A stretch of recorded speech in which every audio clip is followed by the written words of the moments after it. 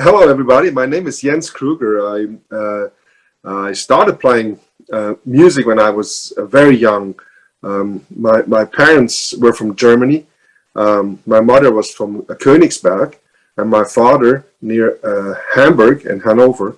And they both played, hobby music. And my mother was a kindergarten teacher, and she knew a lot of songs. And my brother and I, we have an older brother who I'm working with still. He plays guitar, and we used to sing at home a lot every evening, pretty much. And we learned German folk songs, that they knew, and beautiful, beautiful songs.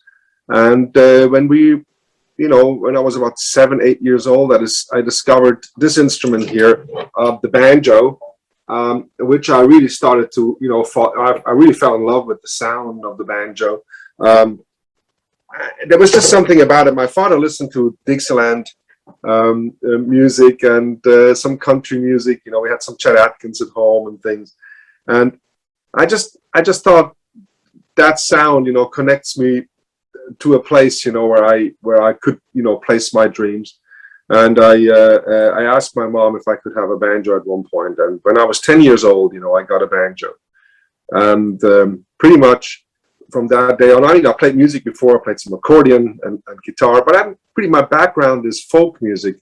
But I never went to lessons, for in our home. It wasn't about sending kids, to learn folk music somewhere. You just learn it at home. Get passed down in the family, and so there was no, you go learn it properly or anything like that. But I love the banjo, and I played every day.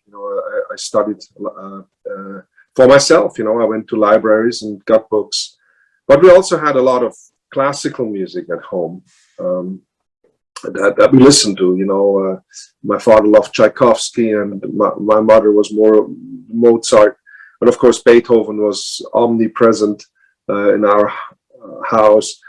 And so there's just this sound in one's head, when you're a baby and you grow up, with this little child, you grow up with these sounds in the household. We had also a nice stereo, and we were one of the few actually in the street who really have a real stereo, with 2 speakers and an amplifier, and we could really have a good sound. And we would, didn't have a TV, so we would sit in front of the record player and listen to music. And I think the generation of my generation, can really relate to that kind of home, 60s, 70s, where there was just a different world. And I became then professional musician by the age of 17. I started, playing everywhere. Actually started off as a street musician because we didn't have a home anymore. But I played banjo on the streets with my brother through Europe as a busker, not very honorable maybe in the face of a lot of people, but for me it was a way of surviving. And I just want to make the long story short. We got a CBS contract for CBS Records in 1981.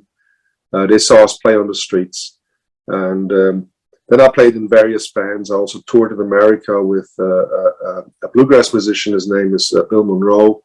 I played banjo, for a lot of shows, for him. Got to, be in the Grand Ole Opry and meet Chet Atkins and Dolly Parton when I was 19. It was quite spectacular for me, but I realized I had to still learn a lot, and that music is an ongoing process. I was always fascinated with classical music, so I always thought it would sound nice, to have that sound of the banjo combined with a symphonic orchestra or string quartet or just a classical setting, really. I also like composed music, I like improvised music, but I also really like the composed music where every note is, thought through of where you want to have it and such. And so when we then started playing and touring in America as the Kruger brothers with my brother and Joe Landsberg on bass in 1997, that was, we started working in America, starting with Malfest and our management then started, booking extensive tours. I realized that the music I had written was not, my music that I had written prior, and I had solo albums. They were not really accepted in Europe, because in Europe, people would like to hear more of, they wanted to hear, when they hear banjo or, that kind of music, they wanted to hear like original replications, of American acts. But as soon as we were in America, I could play my music, and because the originals were here, Doc Watson, Earl Scruggs, everybody who was, well established in this music, they would play on the same festivals, as we.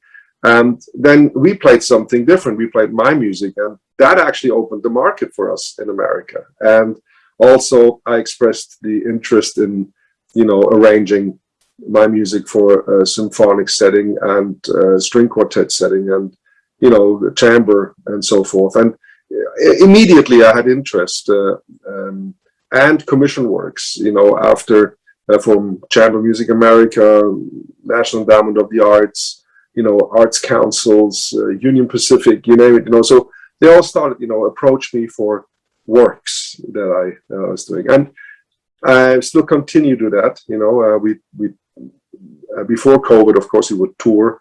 Be on the road at least 200 days a year. But now with COVID, everything had changed, of course, a little bit. But I'm composing all the time. So that was a long introduction talk, but I hope that was a good beginning. So let's talk about you as a composer. How did you decide to start writing music?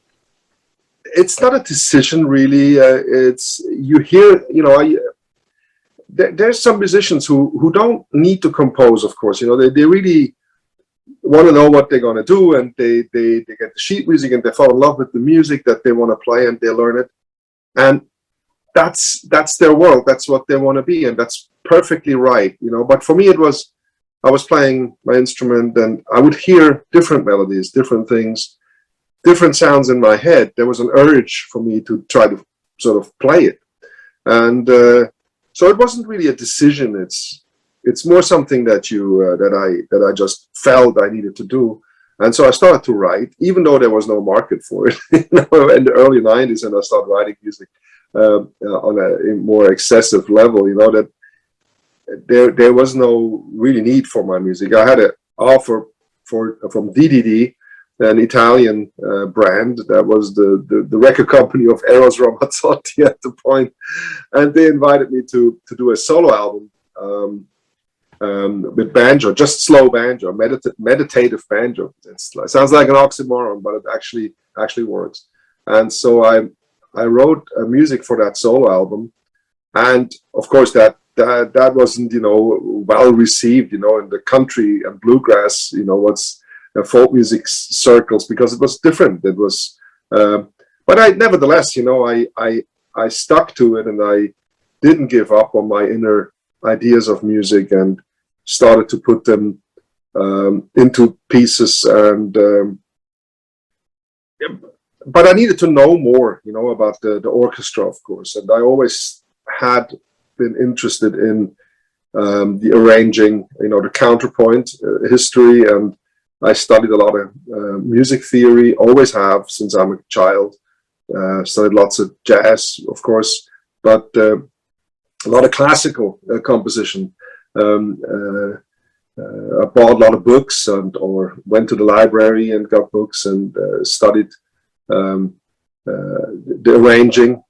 I had arrangement books, just how to really set an orchestra and such in traditional ways, or how it's been done. And the orchestra is just a huge instrument. It's like four bands, 4 different bands in one, and you have to learn, how to really write, these parts, that they actually also work together, And of course, there's different music styles that you want to learn if you want to, arrange for symphony. All the different techniques, how the sounds are created, where to put the thirds, and who's doubling what, and how do you achieve that sound and that sound. And then I bought lots of score books, these little inexpensive scorebooks, where you have, Mozart's Magic Flute, or you have Beethoven's symphonies, and then you listen to them. I listen to them on CD, and then go through the scorebooks and see how Beethoven would create certain sounds, and see how that was achieved, and how the clarinets were arranged, or the bassoons or the English horns. And so there's a lot of knowledge also in the transposed instruments of how to do that. Also the markings, of the tempo markings, the dynamic markings, and all that.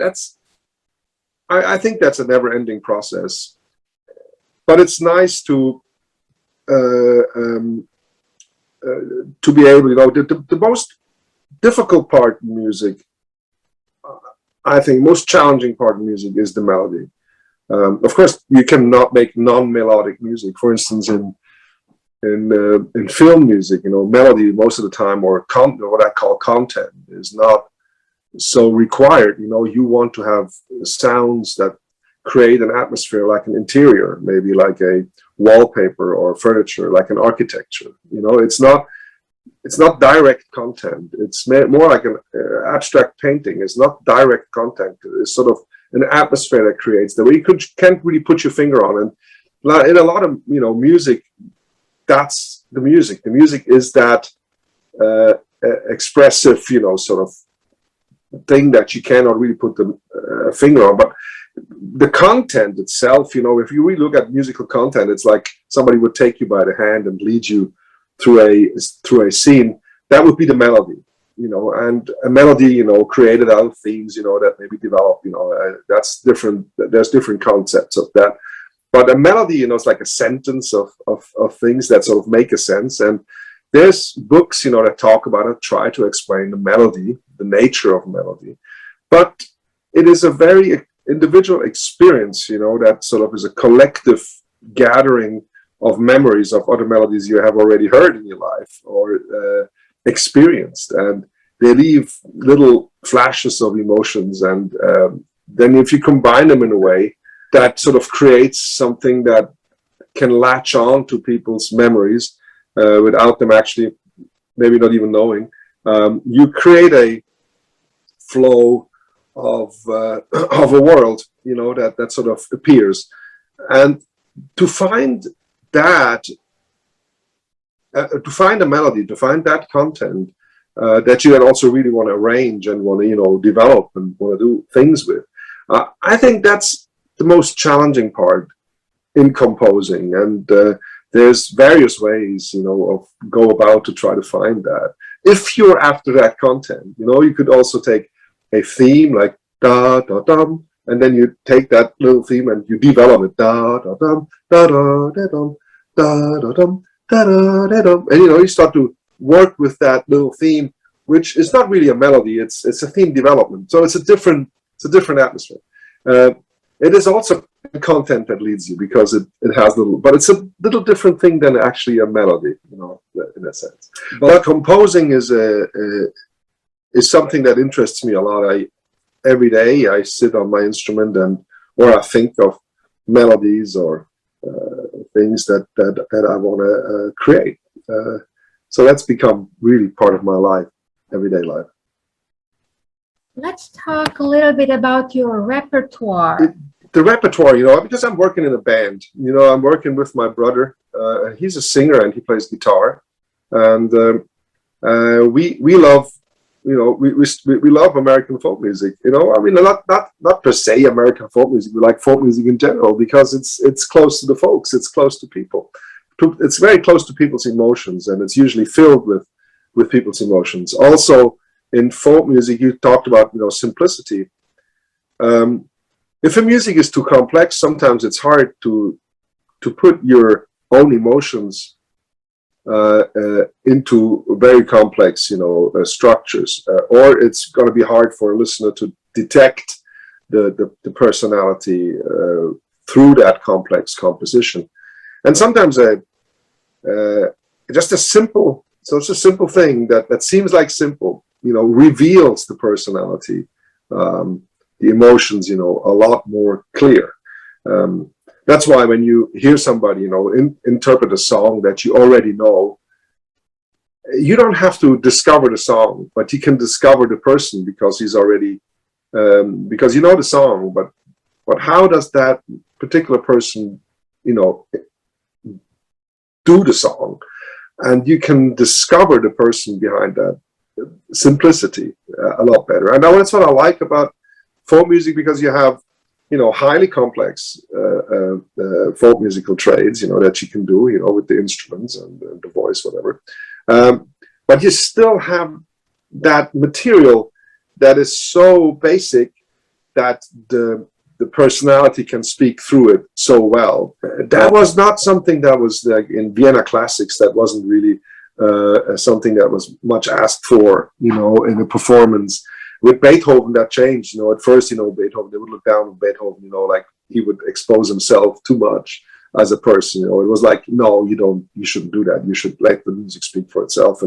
But that's always, it's also what Smetana or Dvorak, you know, fascinated by the folk music that they put into classical music, that there was so much emotional content that could be put in, you know, or by the gypsy music that was put into the Hungarian, you know, dances and things, where there was a lot of expression. And in France, you know, you see that in the chanson, you know, the rich tradition of French folk music, you know, that's where the people can express their feelings and emotions so clearly.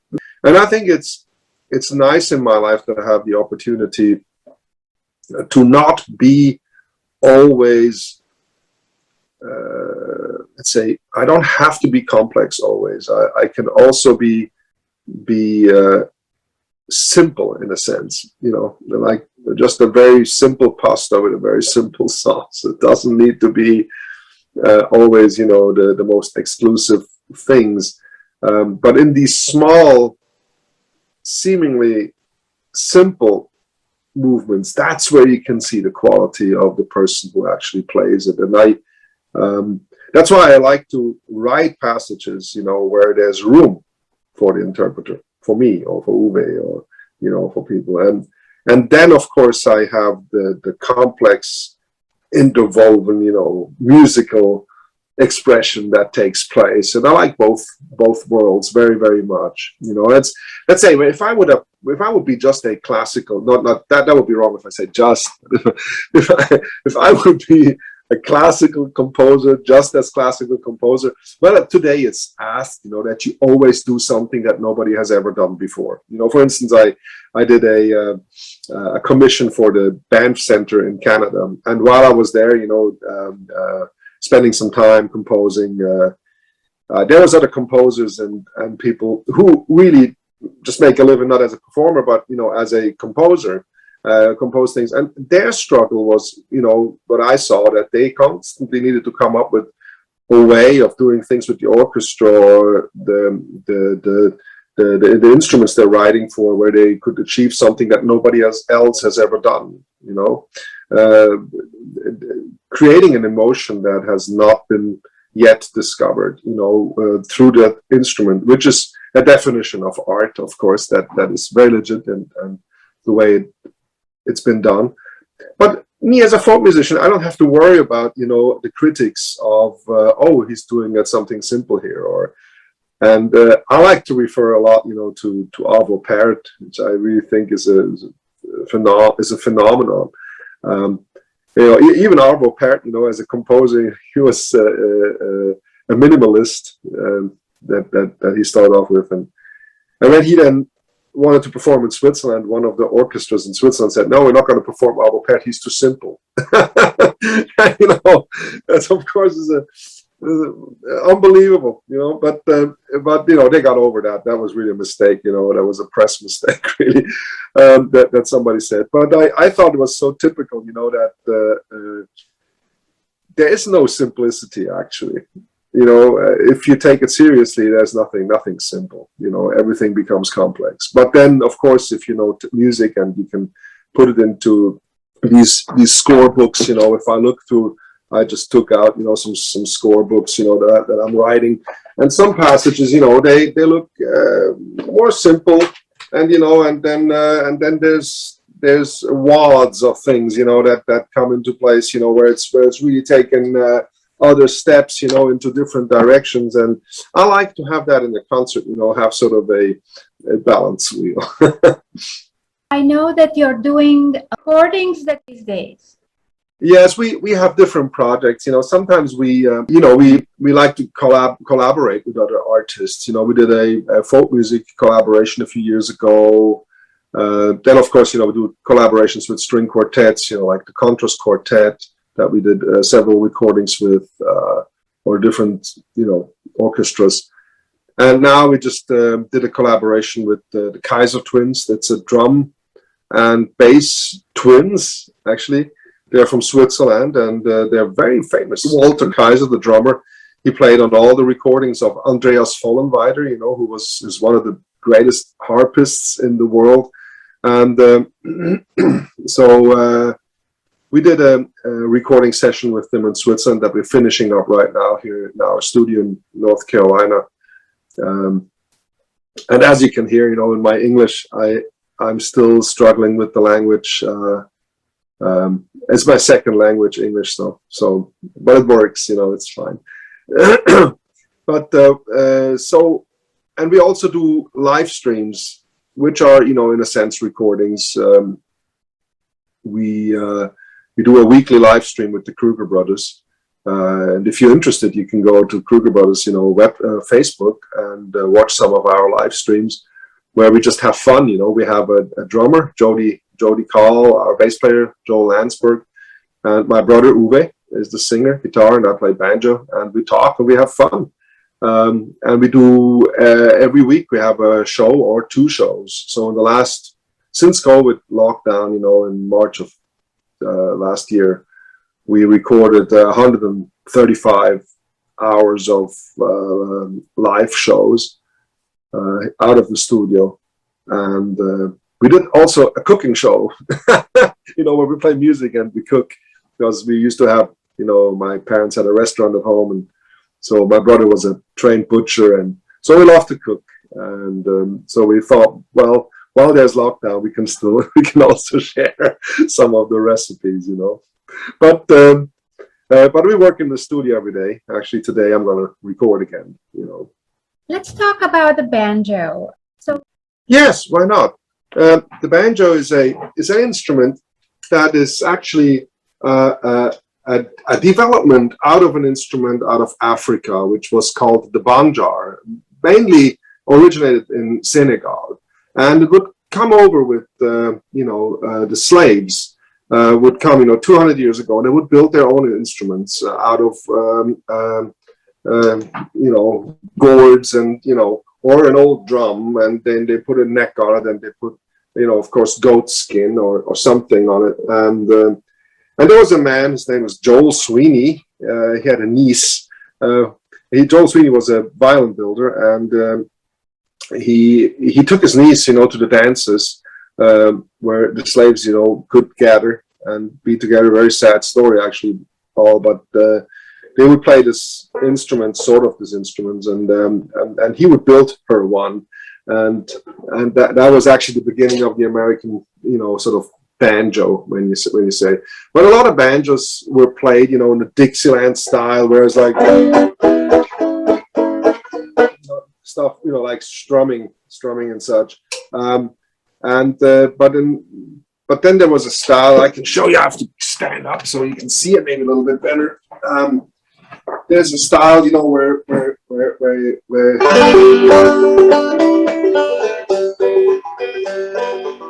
and that's used mainly for dances and such.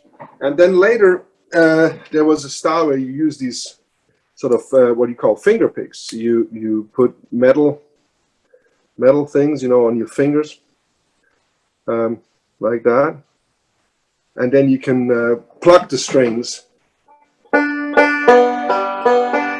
like that, and then you can play it pretty much like a classical guitar. You can play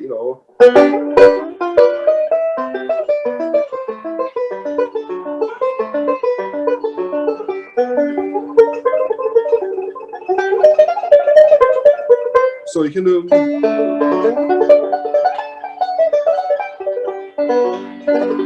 So yeah, and that's what I do. Play that style of banjo. And the banjo has changed, over the years. It got heavier. There's a what they call a tone ring in there. It's a heavy piece of metal inside. So the banjo is actually quite heavy because there's it's almost like a bell in there. So it has more sustain. Sustain means the note can hold longer. There's great banjo players actually in France. There's Jean-Marie Redon. He's a great banjo player, and there was a man. His name is Bill Keith. He passed away a number of years ago, but he lived in Paris for a long time, and he influenced a lot of French musicians, to learn the banjo. And banjo is still, very prominent. There was a band, I don't know who actually played in that, but in 1978 there was an album that was recorded in France. It was called Banjo Express, and they played well, the French musicians. And I had that album. I loved it. I was a kid, and I love the way they played. So, but the banjo is now used in all kinds of different music styles, all over the world. There's a lot of people who play more jazz or more really sophisticated acoustic music, which is experimental also, and so the banjo's been used very widely. I was wondering if the banjo could go well in a composition, let's say, also written for mandolin, other string instruments. Absolutely. I on YouTube you can see, I recorded the first movement of the prelude, of the cello suite. I recorded it on the banjo, and I think it sounds nice as a solo piece. So just go to YouTube, and you can just go Jens Kruger cello suite, and you can see me here in the studio. Just playing the prelude to it. And I think the banjo, I learned, of course, several classical pieces, that I performed, with people. And I think banjo it's just a regular instrument. You could, you have a range from a D here, all the way up to a very high C. But the range is almost like a flute. You could tune one string down a little bit, and you have the same range as a flute. So there's a lot of repertoire that you could learn on the banjo just from the classical field, and it's been done. I'm not the first one to play classical styles on the banjo, but I'm one of the few, I could say, who actually then writes his own arrangements for entire symphonies or string quartets and writes all his concertos. So that's and of course I have my own style of how I write. The technical things are the one things, but I have my own aesthetics of music and things I have a need to talk about. Your compositions are becoming part of the heritage of the American folk music. Well, that's very flattering. That's very flattering. My music has been used in, of course, have been used, in some productions, for film productions and such, and there's a lot of honor, that goes on, and it sounds like self-flattering. I don't want to come across that way, really, because I'm not. It's a humbling experience to write music, because you always feel like you could have maybe done better, if you're. And I don't know anybody who's actually good in what he does, who thinks he's great, So, but I seem to have managed to actually write music that people respond to in a positive way, to their own life, and I'm very thankful for that. I've written a piece called the Appalachian Concerto. Which was one of my first actually here in America, and it's very much requested. We play it all the time because people really want to hear it. There's something that they like about it. I cannot explain why people like something or really latch on to something, but it's about immigration. The piece has different flavors of different cultures, that would gather in the Appalachian Mountains. And I think it resonated with some people. It resonated so much to some people, that I have to brag now just for 1 second. I mean, I got at one point, I got a. You have to imagine, I'm an immigrant here. And then in 2006, actually, it's a long time ago. Because of my compositions, they raised a flag for my contributions to American culture over the Capitol in Washington, and then they folded it up with a document and sent it to me, and thanked me for my contributions to the American culture by my compositions. And I thought, well, that's almost too much of the honor, but it is encouraging, if you have, if you do something in life and then all of a sudden it gets, I don't know, in a way, just accepted and respected, and you feel like, yeah, maybe I should just keep on doing this. Have you been approached by vocal performers? Actually, not. No. Well, I've produced a few albums by singers and songwriters. I produced several albums for Saikon, which then also got awarded. And I was approached by several, singers, but sometimes I'm just too time limited to produce all these albums, or as a producer in the studio, or play the instruments or arrange it. It's a challenge, Time is a challenge a lot of times. It's just a time thing. In the moment, I'm writing on a new concerto. I'm living in Wilkes County, North Carolina, and Wilkes County was a poor county. Doing better today, but they're not very well off. So in the 30s, during the Prohibition, they really tried to make a lot of homegrown liquor, and that homemade liquor, that was highly legal, was called moonshine. They call it moonshine liquor. And so Wilkes County, where I'm living, they call it the moonshine capital of the world. And it's not just fun, people making moonshine and getting drunk. That's not the point. I mean, they're trying to support their families by making a product that is used up in the north. They use it, to stretch the liquor in bars, in New York and wherever. But people around here wouldn't really drink it that much, they just would make it, and try to survive. So it's an interesting topic. Out of that, moonshine, driving and making, there's a lot of romantic ideas, of how fun that must have been. But it also was very dangerous, and a lot of people got killed, and a lot of people went to jail for long times. And well, I got commissioned to write a piece about Wilkes County, so I ironically, I call it the Moonshine Sonata, and it's a piece I'm writing for string quartet and the Kruger brothers. So it's going to be an octet, which is really not a sonata. A sonata is a piece more written like for a solo instrument or maybe a trio, because it's the same sonata form, that actually in a large ensemble would become a symphony. But I just take it with a grain of salt, a little ironic. So I call it the Moonshine Sonata because of the Moonlight Sonata, of course, but Moonshine Sonata, I thought it was very funny. So I'm writing on that, but I make it quite serious. There's it's serious music. So that's what I'm working on right now. Have you thought about doing a world tour? Well, a world tour, no, we're not that famous to do world tours. We play concerts, and concert tours in several countries. So we play in Canada, we play in England, Germany, Czech Republic, Italy, Switzerland. We do tours, as individual tours. Sometimes 6 concerts, sometimes 20 concerts in a row, or 30 concerts in a row.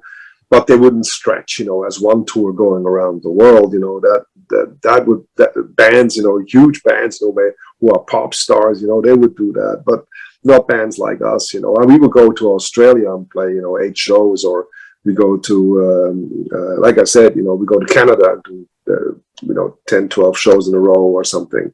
We have these tour stretches, you know, that we do. So we have, let's say we do a West Coast tour, then we would go to California, and we play Sierra Nevada, and we play in Yellowstone, you know, up by was, you know, all these places, you know, Yosemite and San Francisco, Oakland, and then down the coast, you know, going down to Los Angeles, you know, all the way down to San Diego, maybe. So we do these tours, and then the next tour maybe just brings us out to Colorado and Wyoming, you know, where we play maybe 6, 7, 8, 9 shows, or 10, and go to North Dakota. And another tour maybe just brings us up north, you know, where we go from here, you know, it's easy to go 77, 81, you know, we go up to Virginia, we go to Washington, New Jersey, New York City, up to Boston, Maine, Bangor, maybe then do, you know, 5, 6, 7, 8, or 10 or 12 shows, like I said, you know, in a row. But a world tour, like you asked, you know, just like as we would set off, you know, like 40 concerts, you know, stretching, you know, all over the world. No, we have never done that. Country music has evolved quite a bit in the last 100 years. How do you think it will evolve from a banjo perspective? That's a very interesting question. I wouldn't even know what's next week, you know. I mean, we have so many shows canceled, and we have a lot of, you know, there's so much turmoil. I think the banjo is an instrument that's been around a long time, and it's a very earthy sound, and it has different ways of being played, and it's a great song. It's a great instrument also to sing along with. You know, even if you look at Django Reinhardt, you know, who worked and was, you know, in France, of course, in the 30s. He started off playing banjo. You know, that was his first instrument. And I think the banjo will always stick around, you know, either as a 5-string or a tenor banjo. This is a 5-string banjo, by the way. You can see here, there's another peg here, and there's a shorter string. It's like a drone string, you know. So, but there's also banjos that just have 4 strings, or there's banjos that have 6 strings, and they're like played like a guitar, and it's just, you know, that sound of the banjo. But I think the banjo is just going to stay around. It's just an instrument that is very versatile, and it has a good tone, and is very clean and clear, and it works out really, really well. So, but in country music, I think people will, well, I hope, you know, people will always remain, somehow sit together and share a song, you know. Somebody would just sing, or, you know, pick up a guitar, a banjo, and they sing a song together, and groups form who sing favorite songs that everybody likes. And I think that's the base of, you know, country music, or folk music, if you want to call it that way. Again, country music really is a music, you know, that's what started to be commercialized through the Grand Ole Opry in the early 30s, you know, late 20s, early 30s, the radio stations, you know, where people, you know, from the home who would play fiddles and banjos, and they would be invited to play on radio, and that really formed the country music, you know, today, what we call country music. Out of that, you know, the Western movies started in the 30s, and then people dressed up in country music, you know, with all these, you know, cowboy dresses, and it became cowboy flavored because of Hollywood, you know, and all this. So it really always followed a tradition of popularity, you know, what's popular. Like country music today really is like more tame rock music when you look at it, you know, or has elements of rap in it, or has elements of anything that's culturally relevant, you know, to the people, and why it's relevant, you know, there's all these reasons why, you know. Sometimes it's just really pushed down people's throats what's relevant, and then they start to accept it.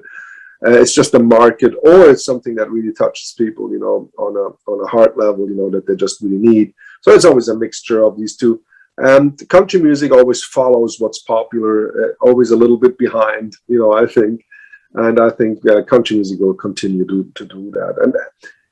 And in today's world, where everything sort of melts together, and when I was a child, Germany was very different than Switzerland, and Switzerland was very, very different than France, and Italy was very, very different than France. And of course, they still are different. They're not the same, but still, you can find a lot of songs that are played on the radio in France. You find them also in Switzerland or in Germany, right? You can find a lot more common ideas. You find a McDonald's in Paris, just maybe you find it in Cologne, and that didn't used to be the way. And I think that's also with the culture. Culture is really connected itself more in the Western world than it has ever. So it's very hard to predict of what's going to happen. But I think music will always be around as long as people want to sing a song and play along.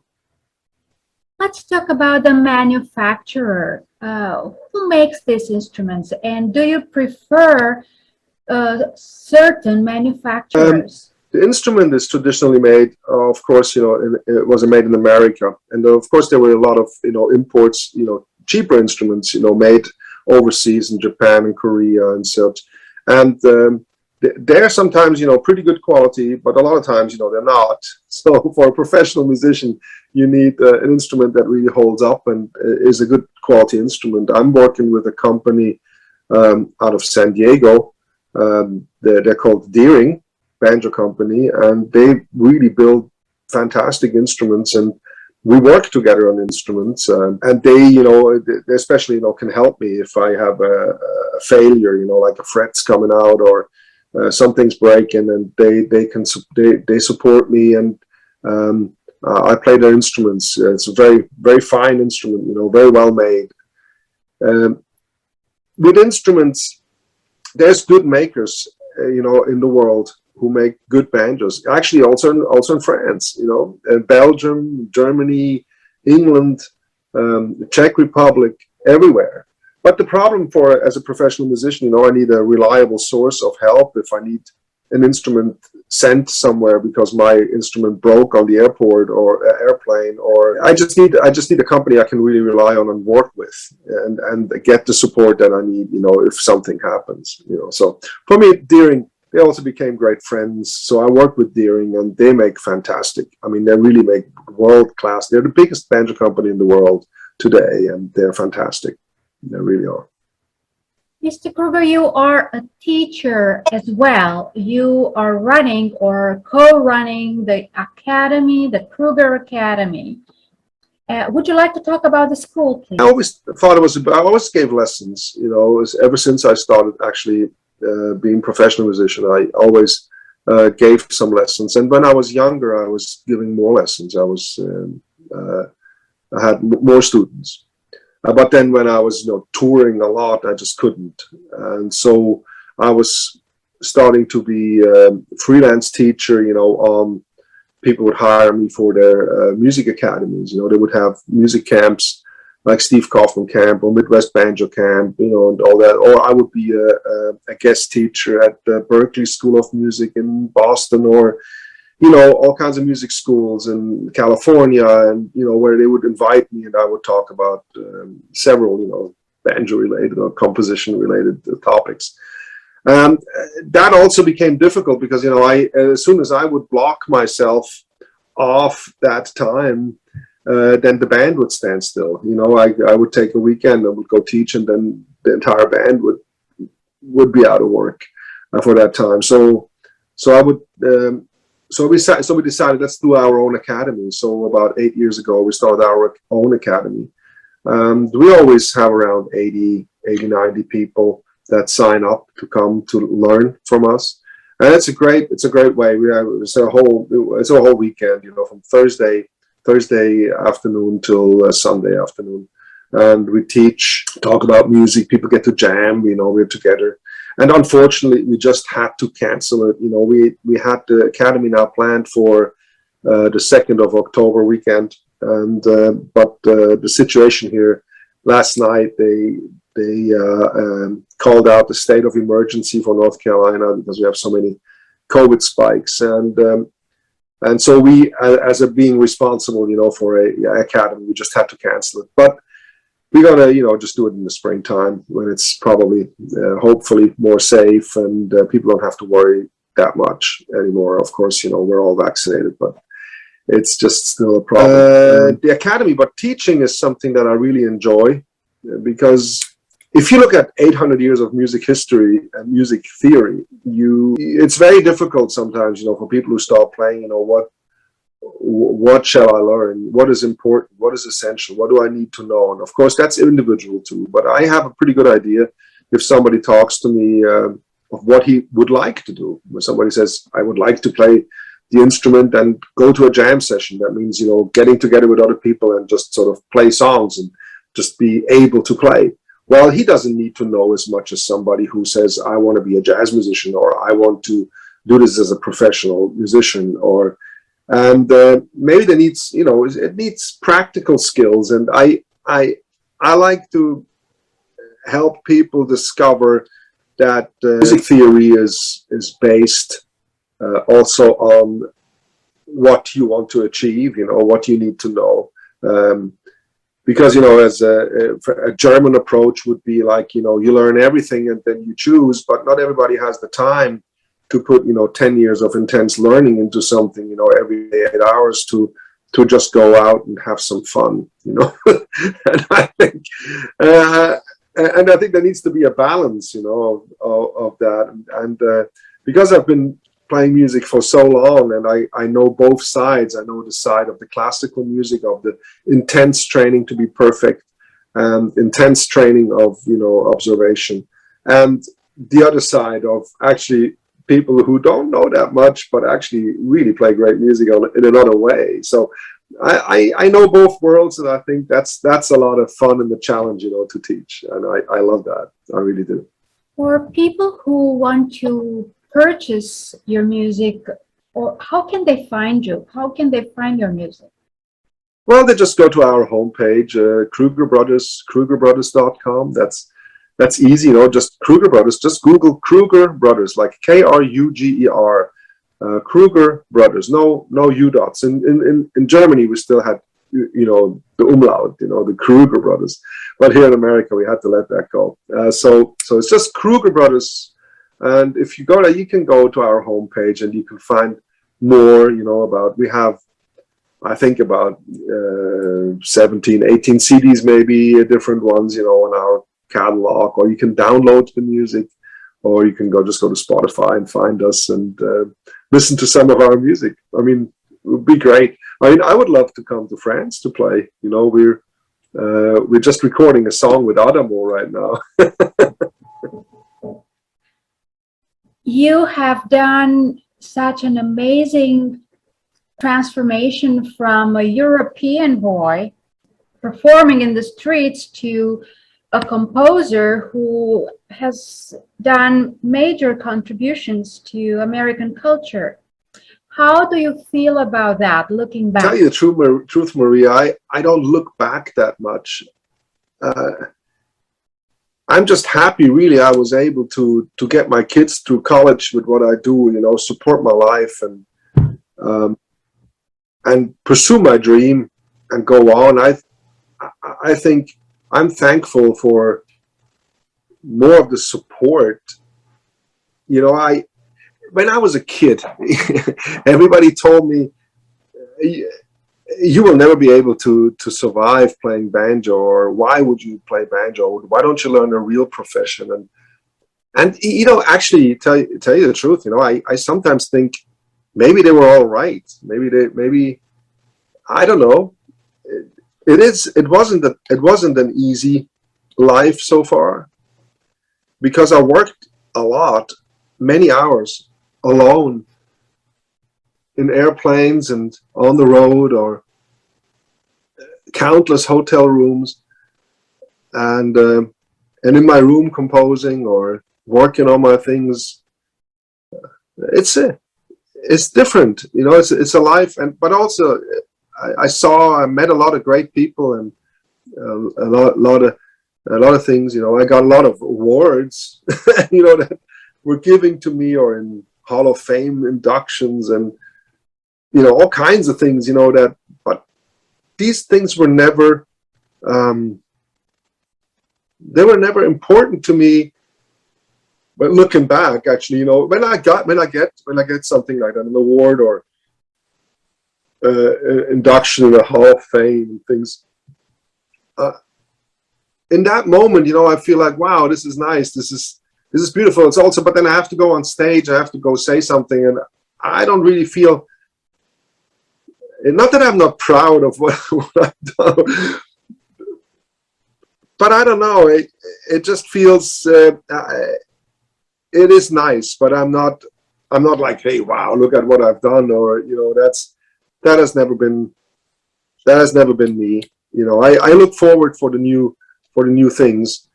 I'm just thankful that I was able to go on so long, because when I started off, Maria, I had a lot of friends who wanted to become musicians, and a lot of friends who were musicians also for a while, but most of them, I think, pretty much all of them quit at one point, gave up. And I'm still at it, and I don't think I want to quit. I'm still I still want to go on. I still want to do this, and want to see things and meet people, and see new things in the world. And the music brought me to a lot of people and a lot of places. And I'm very thankful for that the music actually took me in my life to places and people I would have never encountered. And I think it really enriched my life, especially through the people I've met. And that's what I'm thankful for most, that I was actually, it's a blessed life in that sense, right? Does that make sense? Yeah. For someone who would like to begin to learn the banjo, let's say a parent for their child, or even an adult who would like to learn, where would they start? What books should they read? Well, that's a very good question. I think the most important part is that what you love now in music, maybe not what you're going to love in 10 years, but don't worry what you're going to love in 10 years. Try to learn what you love right now.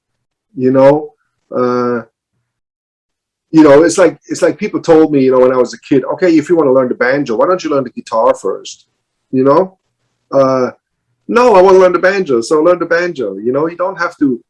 And if you want to learn, and now in the banjo, let's say, there's different styles, like old time, bluegrass, and melodic style, and all these things, that are called, they are different names. So I don't have to go into that, but they're just different things that are. And the more you know what you really love, where your heart really is, the better it is for you to find that information. So if somebody just says to me, "Oh, I would like to play the banjo," my first question would be, what kind of banjo? Is it in Dixieland? Do you dream of New Orleans, or do you dream of the Appalachian Mountains? Do you dream of the front porch and the clawhammer player and the old time music with the fiddle, or do you dream of playing at a festival, in a rock setting with a banjo? What is it? What do you dream of? Yeah, a jam session in a little restaurant, just being with friends.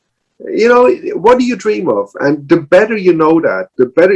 And you don't have to think of what you might want in 10 years. Just what is your dream right now? That is the most important question. And once you know that, you can put a name to it. You can say, yes, I want to be a closet player, playing old-time music, or I want to be, playing in a bluegrass band. I want to learn how to play bluegrass banjo. For instance, I'm just take an example. And then you can go on the internet. You can find on YouTube. For instance, I put 50 lessons for free. How to learn the banjo on our channel, Kruger Brothers YouTube channel. I did 10-minute lessons, where I explained the banjo and how to play it and how it works and how it functions and the music theory you need to it and everything for free. It's like 50 lessons. You can just go and look and watch them, for instance, and that would be a very easy way to start to play the banjo, with finger picks. If you want to play without the finger picks, well, I didn't do that. That would be another course. But you can find these people that can talk to you, and it's important that you might find somebody, in your region where you live, who's also interested in that kind of music, because not only to learn from them, also to have a friend, not just to be completely alone with something you do. It's nice to have gatherings. There's musician gatherings in France and Germany, everywhere, where people get together and share that kind of music. And it's interesting to find that, like Bluegrass societies, or old-time music societies in France or so. Try to find people, talk to them. How do I can connect to other people? Because one is the curriculum, one is to learn something, of maybe YouTube, which is fantastic today.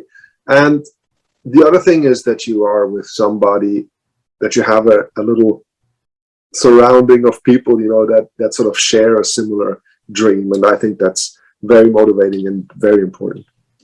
Before we wrap up, I was wondering if you could give us a message, or maybe you have a quote about how you stayed motivated in this field. There's quite a few quotes, when I play, I always feel like I'm playing imperfect. I always have sometimes a little note here or there that I don't feel like it's perfect. I'm a obsessed perfectionist sometimes. But there's a good quote. It says, it's not mine, it's not my quote. It's Beethoven once said, if you make a little mistake or something, that's all forgivable. But if you play without heart, that's unforgivable. I think that's important. You have to be, I think, whatever you do, it doesn't matter if you quilt or cook or play music, it is a good advice to, maybe not always, but most of the time, try to stay with what you do here, now, right now. Is very important that you just really focus on now. Feel the fingers, listen to the sound, be in the now. I think that really gives a lot back. Also, there's a good saying, it says, the more you give into music, the more music will give you. And so if you give music your full attention, with what you do, full concentration, your full attention, not just trying not to play perfect, but give it your attention. I think music gives you attention back. I think you really gain from music. And then there's another thing that really I think always speaks to me, and I always remember. It's from Brahms. Brahms once said, if music doesn't inflict a sense of longing in you, a dream that wants to come up, something that you can dream of, a longing, if music doesn't do that, it's probably worthless. I think that's very true. There's inner pictures and longings, that are related to music, and I think they're very important and they're very individual. And I think we should just take time to realize them, to look at them, to be aware of them. And then we don't waste a lot of time learning things that we don't need, or working on things. I think the things we really pursue, the things we really are connected to our inner worlds and dreams, if we follow them, they also come easy. There's always a lot of time and work involved, but they feel like they come easy because it's a flow. It's something that belongs to you already. It's something that you already feel like you should be doing. And I think that is very important. So if I could round it up to that you really pursue what you really feel inside of you, that would be the most important part, of whatever you do, I guess. That's not only true for music, but so I have to go always, and I take my instrument in the morning, I take it out and I start playing, and then I try to play what I really want to hear, not just something I need to practice, something I want to hear, something I really want to feel like I want to do this right now. And that gives me a better start of the day than sitting down and trying to achieve something intellectually, making it perfect. I can do that later in the day, but the first thing in the morning, I need to open the world, inside of me by really, fulfilling a little bit of my dream. Do you remember any of your folk songs that your mom taught you? Well, my mom didn't tell me Swiss folk songs. They were German, Northern German, East Prussian, folk songs. And I remember some of them, and I actually take sometimes, and take just a little passage of them just to put them in some of my compositions, just as a shadow somewhere, because I would like to. My mom passed away in 1974, a long, long time ago, and sometimes I think about her, and I can hear her voice clearly in my head, and then there's other days where I try to remember her voice and I can't, and so. But if I have little musical snippets, sometimes I can see her right in front of me. So that's nice. It connects me to her in that way. I still have the accordion that my mother bought in the 1950s when she was studying to be a kindergarten teacher. She bought a little student Hohner accordion. My mother was very small, so it really fit her, and she played beautifully on it. And I still have that accordion. And sometimes on recordings, I put that accordion in the background. You can hear the accordion, just sort of the chords. It's just the sound, because when I grew up, when I was born, I already heard that accordion. So I still have it. So so it's the sound, some of the melody phrases, all these things.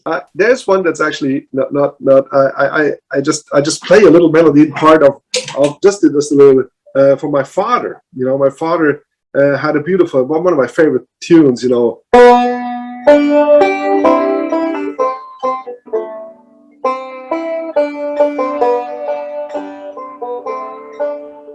was the melody, but I used it then later in a composition that sounded like that.